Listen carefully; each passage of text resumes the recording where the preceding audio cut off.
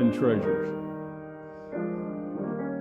Stentorian voice, and with that huge, tall man, big heart, huge heart, giving heart, mentorship. The voice he had just made you listen and drew you in. And then the words he spoke was just really heartfelt. Well, one thing about Jim, he's a punctual guy. And when I say punctual, if he's 10 minutes early, that's late. And Jim was always at choir early. He was always at meetings early. He'd have the coffee ready for our 7:30 stewardship meetings. Before we got there, Jim was he was a cheerleader for this congregation. When I think of Jim, an automatic response is I smile. There is something about him that did that for me. I also giggle a little when I think of him very valiantly playing the bagpipes for us. The fruits of the Spirit from Paul's letter in Galatians: peace, joy, patience, gentleness, kindness, self-control is his last one that he mentions. And that the fruits of the Spirit, Jim Sutherland showed daily in his life. That was his walk. Jim always had a huge smile on his face, right? In coffee hour, he'd always make sure he'd say hi. And he always just had a big, huge smile and a hug for everyone. And just, everybody loved Jim. He just had so much passion for this really super important topic that's really not glamorous at all. But he just brought so much life to it. Sharing from the depths of his heart and his soul about why we should give of our treasures to Valley. And he specifically mentioned Valley all the time. Jim knew in his heart that stewardship was a part of all of us. Jim would sit with me time and time again in one-on-one conversations talking about the upcoming stewardship campaign, and he would get so wrapped into the whole idea of what we were doing and so excited about it, and his excitement would bring tears to his eyes, and mine.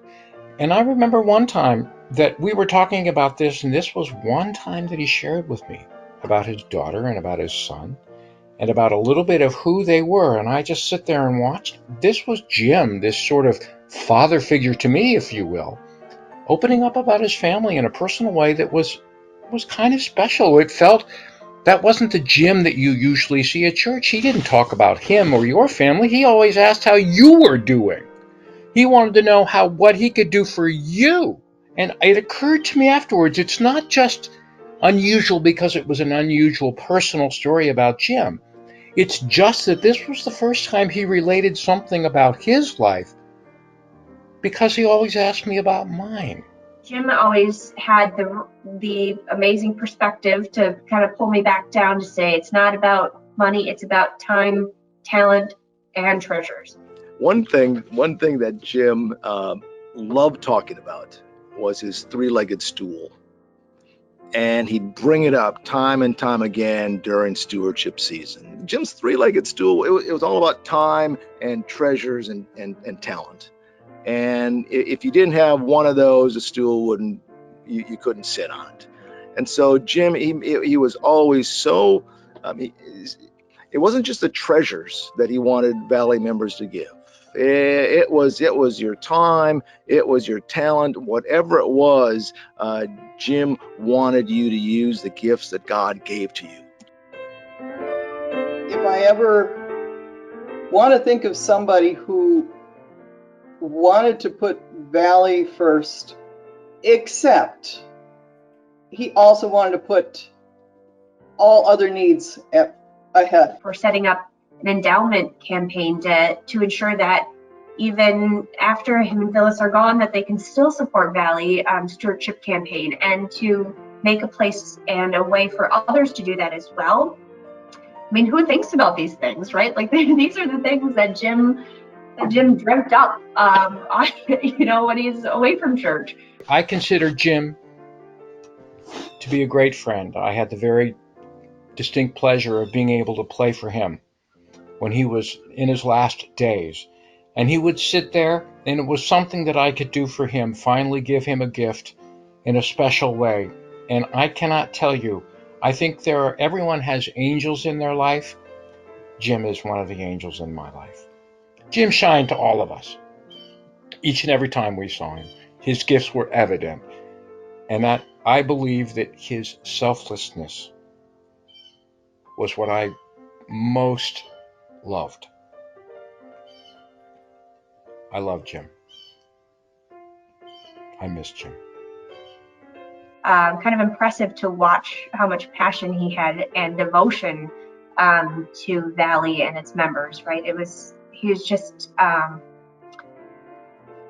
was part of him, right? And he was a big part of what Valley stood for too, right? Like he told you I can't talk about Jim without tearing up. But he kind of embodied Valley, and Valley kind of embodied him, right? He was just an outstanding man, right? Just all around an outstanding man. Jim and Phyllis joined Valley 55 years ago, back in 1965. And what a gift they were to the church. 5 years after being here, Jim was asked to be on the Stewardship Committee. We're celebrating 50 years of Jim Sutherland being on Stewardship this year. And it was every year was Jim's opportunity to share his vision of stewardship. And for Jim, it was 365 days. He kept making that clear to us.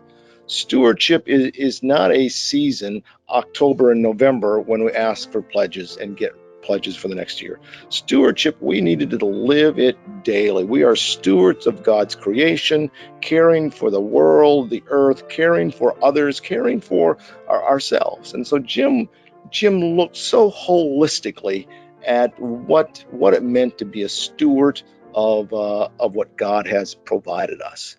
And so every day was a gift. Everything he had around him was a gift. And I know he knew Valley was a true gift in his life. Being a steward means that one shares his or her time, talent, and treasures because of the giftedness of God.